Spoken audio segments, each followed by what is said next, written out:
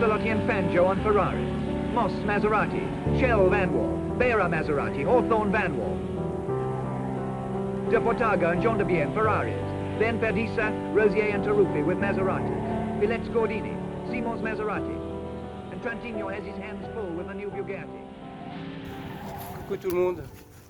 Aujourd'hui je vais vous faire la visite d'un circuit qui a été inauguré avec sa première course en 1926 et sa dernière course a eu lieu en 1972. Là aujourd'hui je vais vous présenter donc le circuit de Reims qui a été repris depuis 2004. Il y a une association, je vous mettrai le lien en description, il y a une association qui s'en occupe et qui le restaure petit à petit car le lieu était vraiment dans un piteux état quand ils l'ont repris. Il était resté 35 ans à l'abandon, le circuit était resté fermé complètement. Et puis maintenant je vais vous faire découvrir tout ça. Vous verrez, l'association a déjà fait beaucoup de boulot dessus, énormément de boulot. J'ai eu la chance de discuter avec le vice-président tout à l'heure. Franchement, magnifique. Allez, je vous fais découvrir tout ça.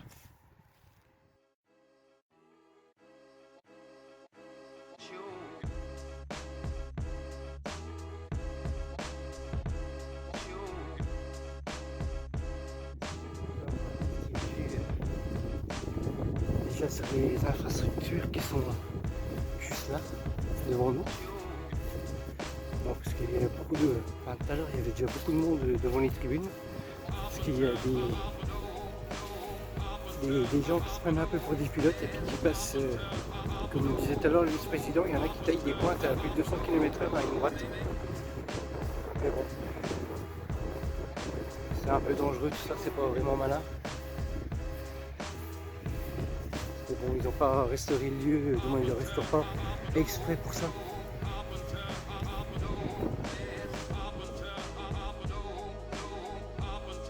Donc là je vais déjà vous montrer cette partie là, c'était pour l'essence, c'était une station. En haut il y avait deux cuves qui c'était caché, c'était protégé bien sûr. Et là il y a eu un donateur qui a donné deux cuves là-bas qui seront reposées là-dessus, ça sera restauré,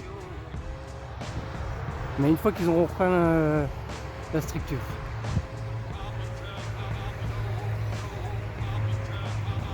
Donc il y avait deux sortes d'essence différentes.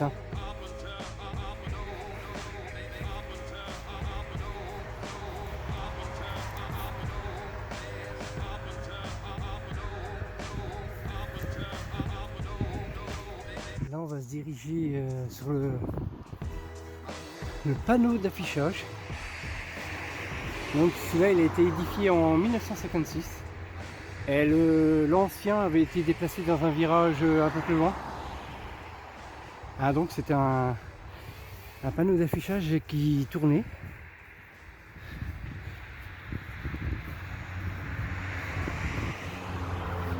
Vous voyez ?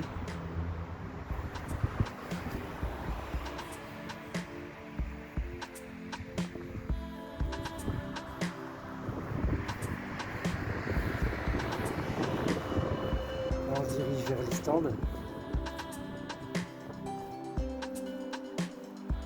Là-bas où il y avait sûrement les chronométreurs, tout ça. La partie là-bas qui était restaurée, la petite cabane sur pilotis, c'est l'endroit où il y avait les commissaires apparemment, les commissaires de... Donc là on se dirige dans un stand. Là vous pouvez voir les deux arrivées d'essence différentes qu'il y avait.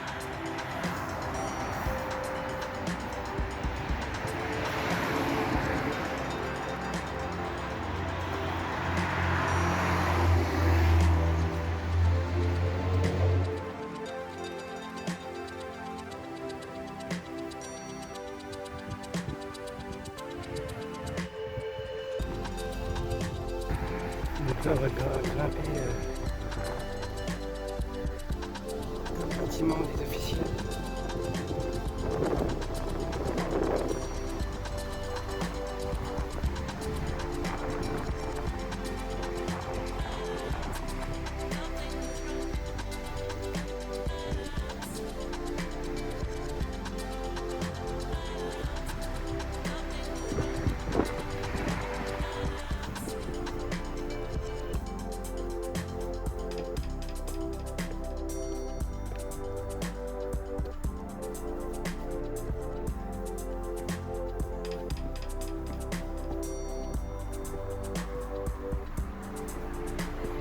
Enfin, un peu de hauteur.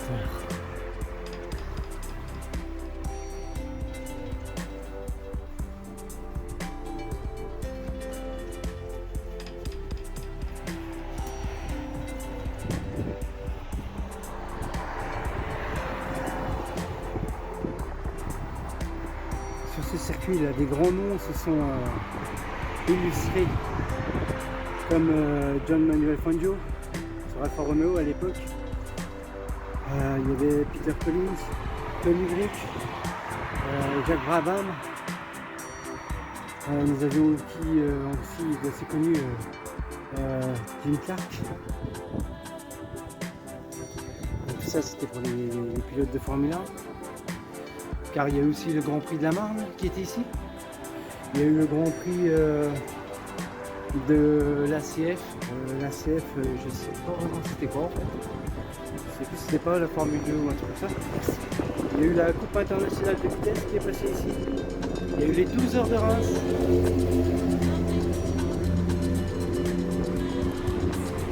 Et d'ailleurs les 12 heures de Reims qui ont été gagnées par Sterling Moss. On va redescendre, c'est un peu bruyant. Je suis même pas sûr que vous nous entendez. Sinon en français il y a eu quand même des bons pilotes qui se sont illustrés. Il y a eu Guy Légier par exemple. Maurice Trintignant. Alors là nous sommes au deuxième étage.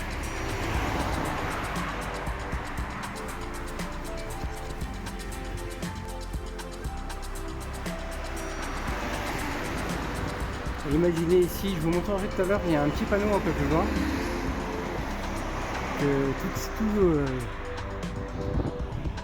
Tout le long, c'était que des arbres, la végétation avait repris ses droits. Alors bon, comme je l'ai cité tout à l'heure, c'était laissé à l'abandon pendant 35 ans et regardez déjà tout le travail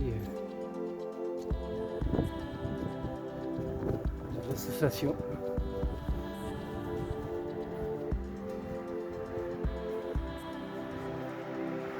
Allez, on va continuer la visite.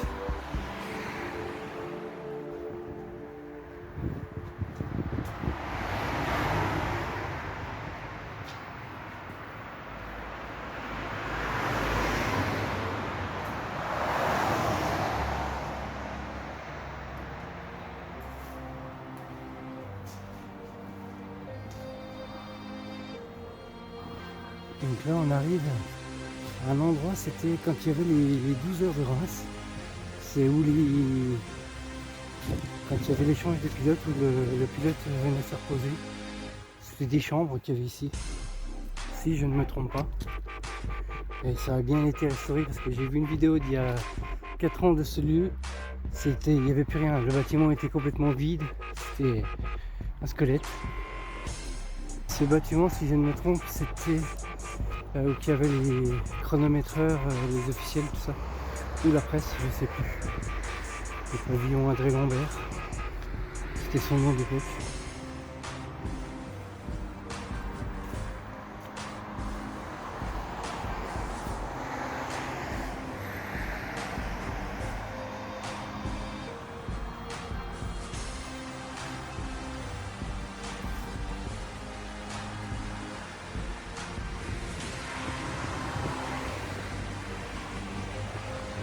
Voilà comment c'était à l'époque. Je vous montre comment c'est allé. C'est maintenant. Donc l'association a repris le lieu depuis 2004. Et donc a rafraîchi les peintures aussi, toutes les anciennes pubs d'époque.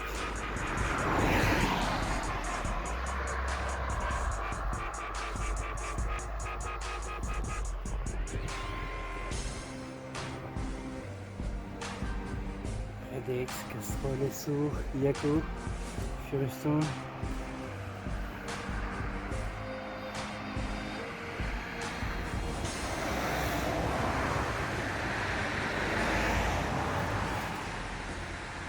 Donc cette partie-là, c'était un petit mémorial.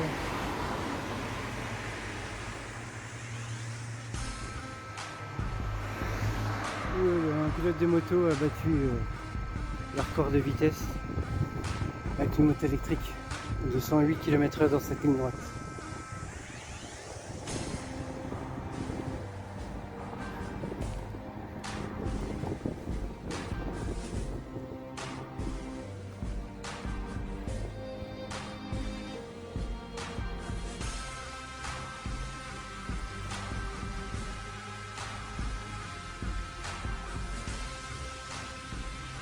Ici il y a un petit mémorial. C'était pour les 12 heures de Reims en 1954 avec la victoire des Jaguars.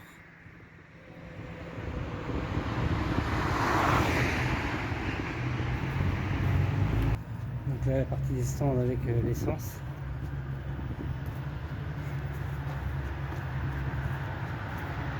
Allez, on va passer de l'autre côté de la route.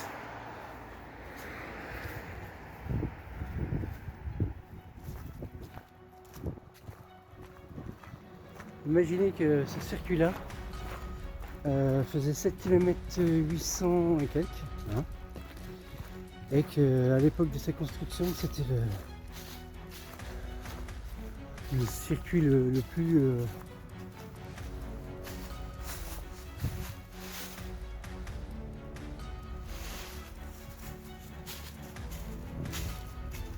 plus comment dire,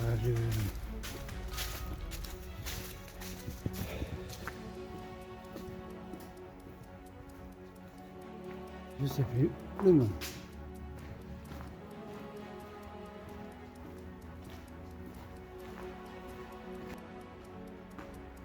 C'est le circuit le plus moderne de son époque. Eh ben, j'ai eu du mal pour trouver ça. Donc là voilà, on est passé en dessous du circuit. Maintenant on va aller voir une partie des tribunes.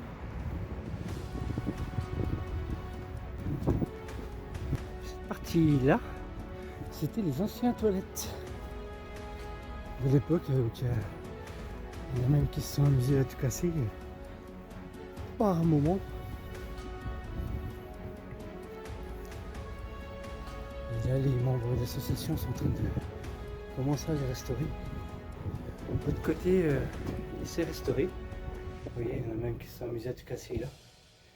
Là, ils ont déjà recommencé à peindre un peu.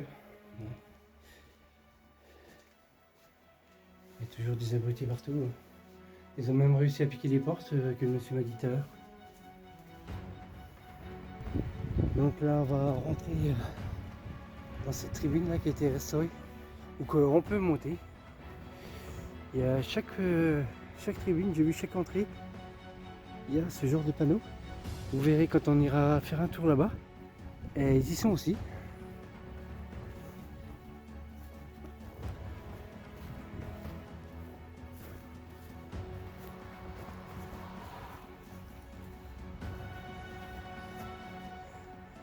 Je sais pas si vous voyez, il y a encore la peinture. Je vais encore employer le mot de l'époque, mais voilà, c'est comme ça.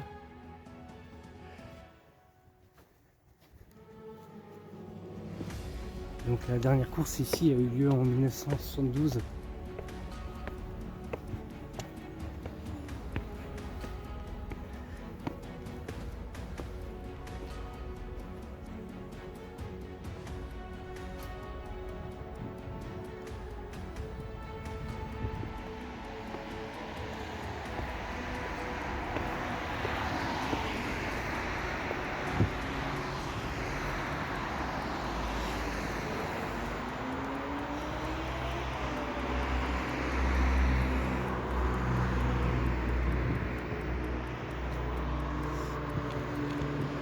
La vue, je vais descendre depuis la tribune.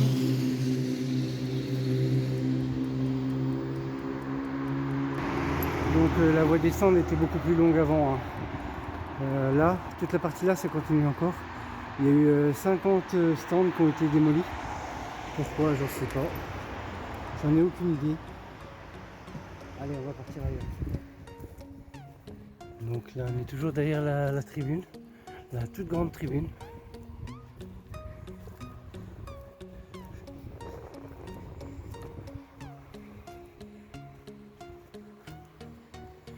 Et la partie là-bas, vous regarderez, si vous regardez bien, on a l'impression que c'était les caisses.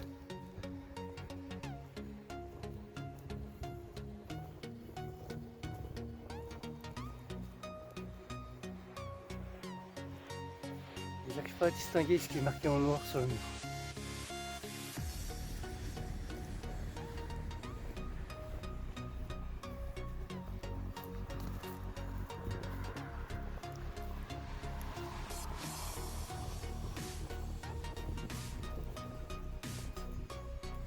Vous voyez les genres de panneaux que je vous disais tout à l'heure.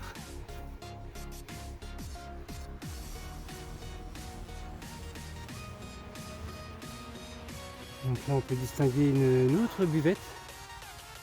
Il y en a 2, 3, et même plusieurs.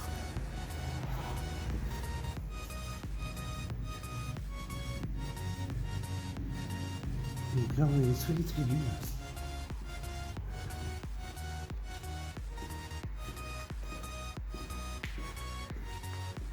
Avec cette partie taillée.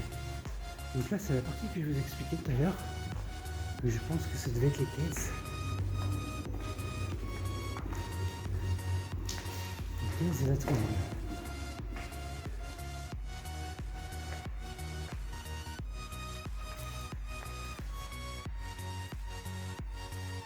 Là, on va accéder à la tribune, la grande tribune. Voilà le problème.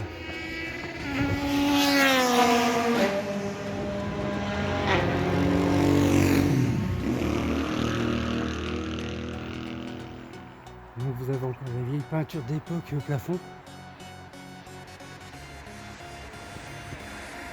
Le numéro des places. Tout est dessus.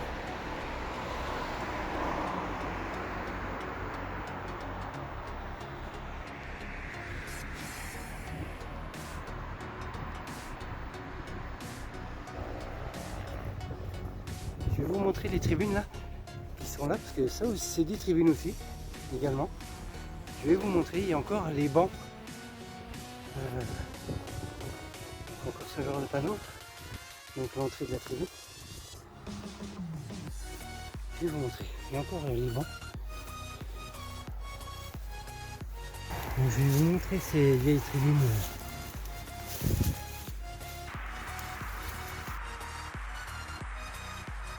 Une belle vue sur la ligne droite des stands. Hein.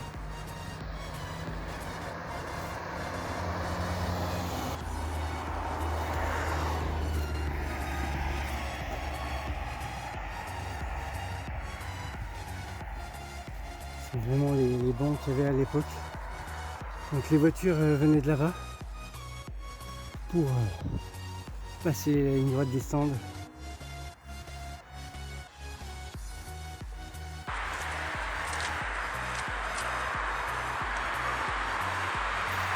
Bon, on va continuer la visite.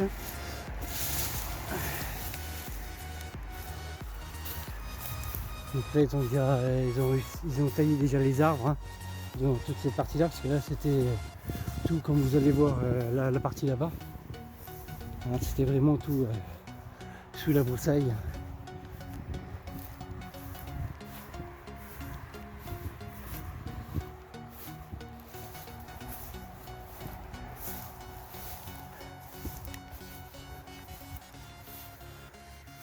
Donc là c'est encore un nouvel accès pour accéder donc aux tribunes hein, de chaque côté. Là pour moi je pense que c'était une buvette.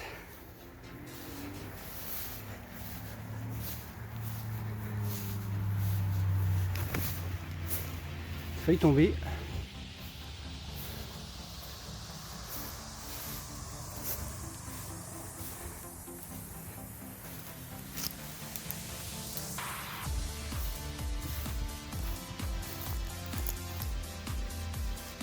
Je vais montrer pourquoi je pense que c'était une buvette.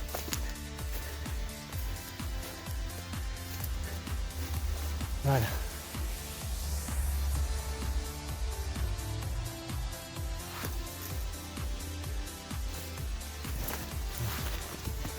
Alors là encore, il y a encore une tribune dans les arbres là. Vous voyez vraiment. Quand l'association a repris donc toute la partie des stands là-bas, c'était comme ça. C'était tous les arbres qui avaient poussé un peu partout.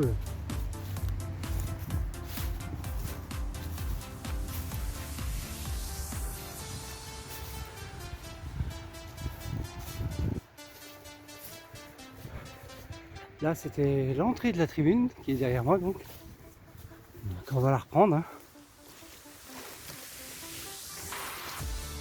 Encore les poteaux pour l'électricité et les isolants en verre.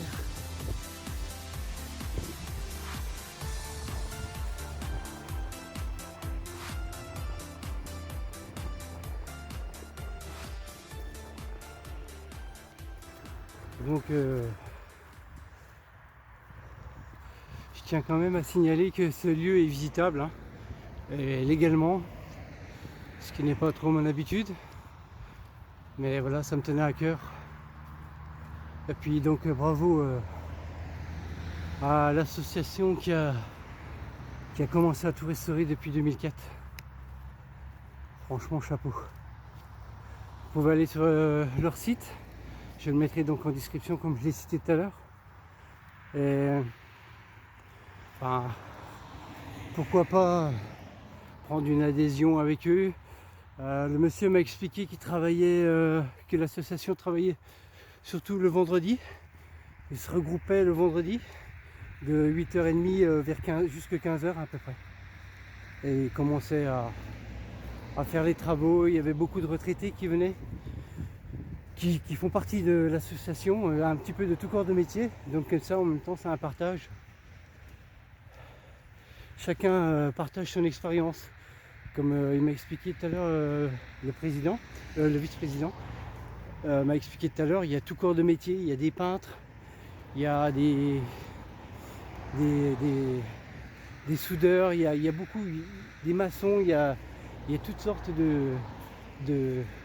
d'adhérents à l'association. Et voilà, c'est du partage, c'est de l'entraide. Et puis si vous voulez, vous pouvez leur faire un don aussi. Allez, je vais reprendre la visite. Donc là, après une toute petite marche, entre guillemets, on arrive à un autre bâtiment du circuit.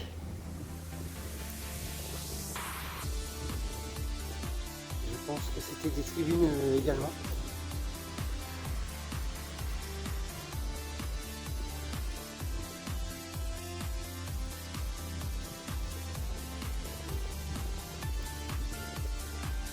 Des tribunes qui se sont effondrées, qui ont disparu en fait.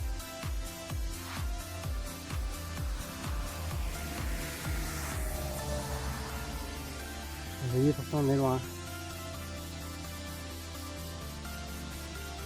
Bon, ça va être sur ces images qu'on va se quitter. And so it ran out, with Collins first. Castellotti second. Bera once more takes third place, only seconds ahead of Fangio, whose fantastic last lap set yet another record. To the victor, the spoil, including a bottle or two of the local brew. Salute to Peter Collins, who drove his Ferrari to victory at an average speed of over 122 miles an hour. His second Grand Prix in succession. Donc voilà, j'espère que cette petite vidéo vous aura plu. Donc n'oubliez pas de vous abonner si ça vous intéresse de continuer à me suivre. Et puis, ma foi, je vous dis à la prochaine pour d'autres explorations. Allez, bye bye!